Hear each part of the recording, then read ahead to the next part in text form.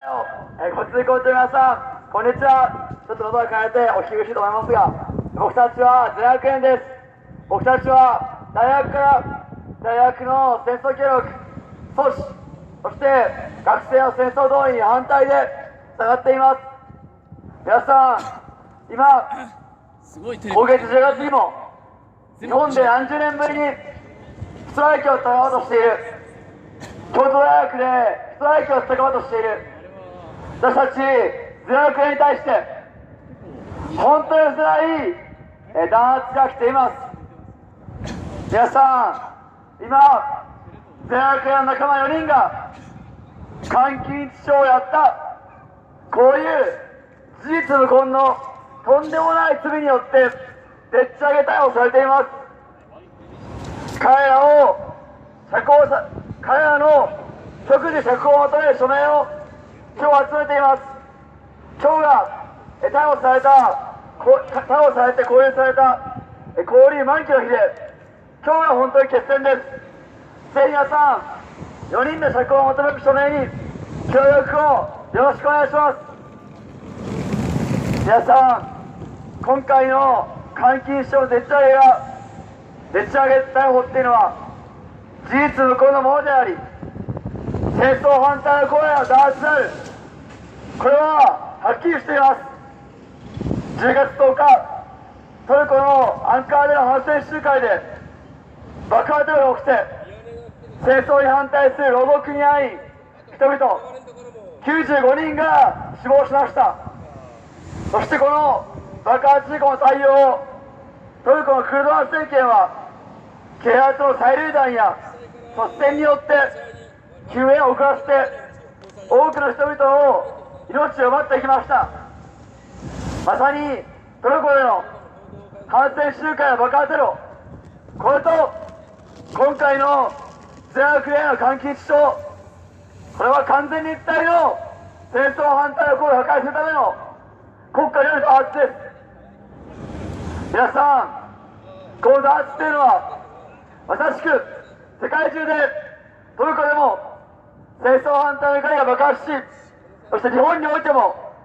ゼ学園の戦争反対のストライキをこの10月東北大兄弟から打ち抜く、この方針が拍手喝采で迎えられる。我が手でこの手で安倍政権を倒そう、この手で戦争を止めてるんだ、体を張ってでも戦争を止めるんだ、こういう人々が次はどうやって戦争を止めようか、これに対して僕らゼ学園のこの10月後半の兄弟東北大ストライキが拍手で迎えられ、多くの人々がストライキ方針を求める。こういう実際にもうね、日本においても労働者学生が原発からストライキやって軍事物資の生産、そして運搬、これを拒否する。学生が大学の研究室のゼミの課題としてくる軍事研究をストライキによって拒否する、こういったことがもう目の前で始まっている。これに対する安倍政権の追い詰められて恐怖している姿が、それに恐怖し追い詰められている安倍政権が今ゼ学園の4人に対して監禁処でされています。しかし皆さん、追い詰められボロボロなのは安倍政権、そして向こうにいる公安警察の方です。皆さん、今回の監禁致傷逮捕っていうのは 100% でっち上げであるどころか、この事件は、法律っていうのは公安警察が税金を使ってスパイを作って反政運動に送り込んで反政運動を解体しようとしていた、この権力犯罪に法律があります。今回の監禁致傷、この被害者と言ってる学生は約3年間ゼ学園運動に潜り込んで戦争に反対する、僕は沖縄に住んでますが、沖縄の学生や戦争に反対する全国の学生、原発に反対し本当に決死の思い立ち上がる福島大生、こういう学生の情報を啓発に売って数十万数百万の金を回っていたスパイの男が自ら被害を受けた、そうやって警察と結託して監禁賞でっち上げてるんです。皆さん、公安警察が反政運動にスパイを潜り込ませて、それが甘かいがいねえよ、逆恨みして嘘の証言でも持って何でもかんでもぶっち上げて、戦争反対を戦い、今月10月には何十年ぶりに日本の大学から反政府ストライキを打とうとしている大学の仲間4人を逮捕するなんて本当につらいじゃないですか。しかしこれに多くの人が怒り、署名はもう800人を超えて集まっています。ぜひ皆さん、今日が本当に4人の仲間が奪還されるかどうかは決戦です。今日は交流満期、仲間が奪還されるかどうかの決戦なんです。僕らの戦いは公安警察を追い詰めている。公安警察は何の証拠もない中で、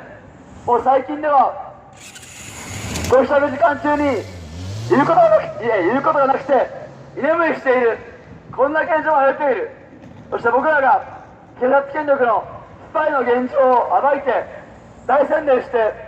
多くの人が公安警察が税金を使ってスパイを作って反政運動を解体しようと狙っていた、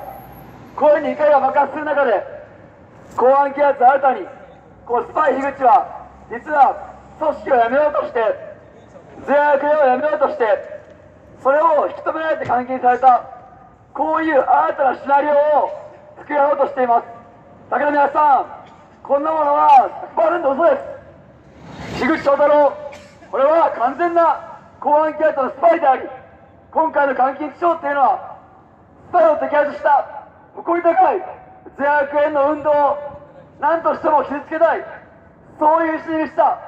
公安警察、安倍政権による 100% でっち上げの弾圧です。ぜひ皆さん、この弾圧を僕らの理解で跳ね返して、10月東北大兄弟ストライキ、これを打ち抜いて戦争を止める戦いをやり抜いていきましょう。ぜひ皆さん、僕らの署名に協力してください。よろしくお願いします。ありがとうございました。よし。